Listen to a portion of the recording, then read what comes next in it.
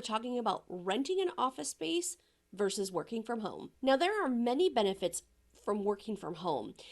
A lot of times people that work in an office have probably fantasized about working from home. And if this last year has taught us anything, sometimes working from home isn't all it's cracked up to be. But this week, I'm excited to dive in and share with you why I chose to not only have a home office as well as an office space outside of my home. The big one for me is commuting. So if you live close to your work, that's awesome. But for me, I used to drive all over the place all the time. And traffic is crazy here in Washington. And so I was always bombarded with traffic, trying to plan appointments around the traffic, making sure that I was not driving anytime between 3:30 and 6:30 because it's bumper to bumper gridlock. So number one is definitely commuting. So when you work from home, you can literally just walk down the hallway. You don't have to get in your car. But more importantly, that lack of a commute can really open up so much more time to work.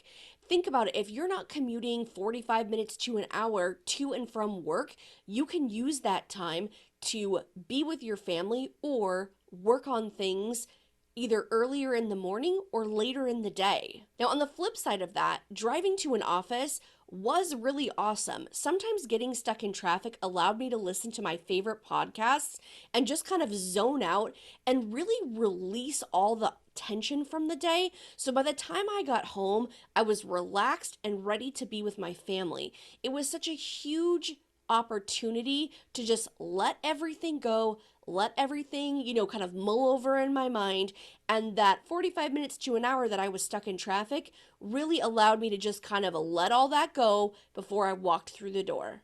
Something else to consider when you're thinking about working from home versus renting an office is workflow. So some people work really good first thing in the morning, early morning. That's me. I'm an early bird. But then also people work better really late. So that's why some people decide that they're going to go into work super early or they're going to come in later and stay really late. When you work from home, it's just easier to do that. Once you put your kids to bed, you can start work if you're a night owl or get it before they get up, and then you can work first thing in the morning. Working in the morning for me is so much easier. So whichever route you decide to go, whether it's working from home or commuting to an office, you might be able to make sure that either way works good for you. This next one might be a big one for you. That's attire and dress code. Now, I know that I've talked before about when I used to work for someone else, the dress code was completely different for when I was an entrepreneur and when I work for myself. I can pretty much wear whatever I want depending on where I'm going or what I'm doing. So that one really doesn't play into me. However, when you're working from home, there's no expectation that you look professional or even have to get ready for your workday. And while this may sound appealing, over time, a lot of people feel that the free-for-all attitude really does affect their productivity. So if you're someone who really needs to get up, take a shower, put your makeup on, do all the things before you head to work, so as soon as you sit in your desk, you're ready to roll, this might be a big one for you versus just, throwing on some yoga pants and a t-shirt and walking down the hallway to your office. That's something that you might need to consider because it could really affect your productivity. Now, if you're paying rent for your office space, of course, there's not going to be any sort of formal dress code that you're required to follow.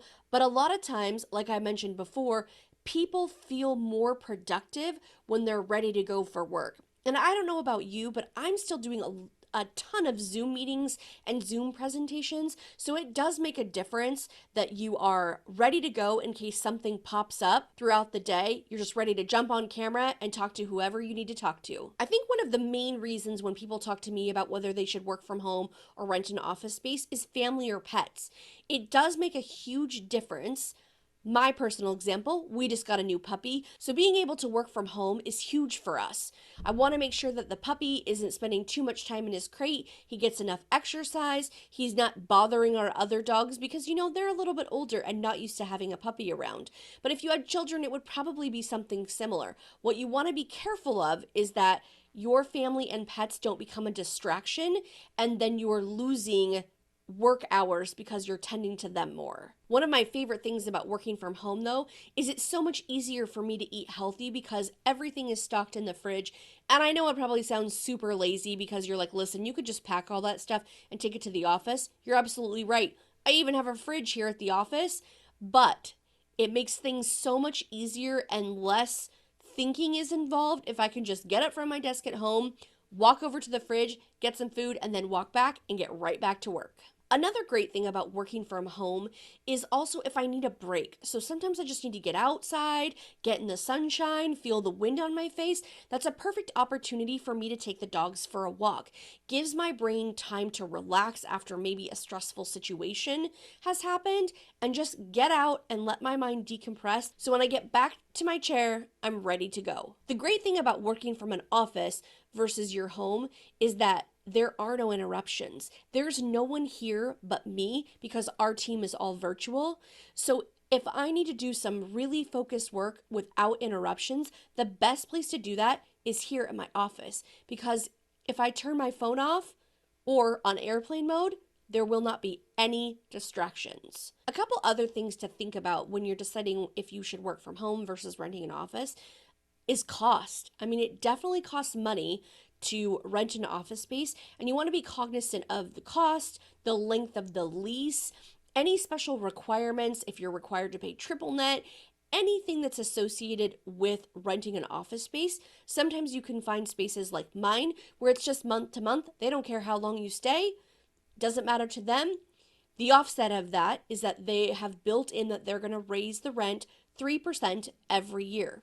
And I'm okay with that. I know it's coming. This space gives me the flexibility that I want and that I need, so I'm happy with that trade-off. I think the most important thing to remember when you're working from home is that you share with your family members what your work hours are. You want to keep a consistent schedule, whatever that schedule is, whether you're an early morning person or an evening person. You make sure that you keep that schedule consistent because that is what's going to make sure that you're the most effective. And believe me, you've got to have a plan when you feel your destination procrastination start to creep up, because it's very easy when you work from home to run and clean out a closet or do some laundry rather than focusing on a big ugly issue that you're having at work. It's much, much easier when you're at home to be distracted. So if you're prepared for that and have a plan if something were to happen that really upsets you, rather than running and cleaning something or getting distracted by something else, having that plan in place is going to help you so much when those things happen, because they will. I think the same could be said when you're working at an office space, especially if you're in a scenario like me where you're working by yourself. It's super easy when you get frustrated at work or something big happens and you're like, all I want to do is go home. I don't want to work anymore today. You have to be careful of that trap as well, because once you get home, you're not going to feel like working anymore. Having both spaces, a home office as well as an office that I commute to, has really helped my business because it allows me to close the doors after work hours. So what that means is if you are working from your dining room table, you are going to see your work all the time. You're never going to be able to get away from it.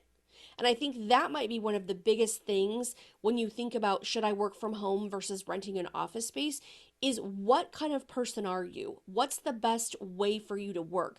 Do you need that closed door, or are you okay with working in the middle of chaos? Because dining room tables are usually the center of the home.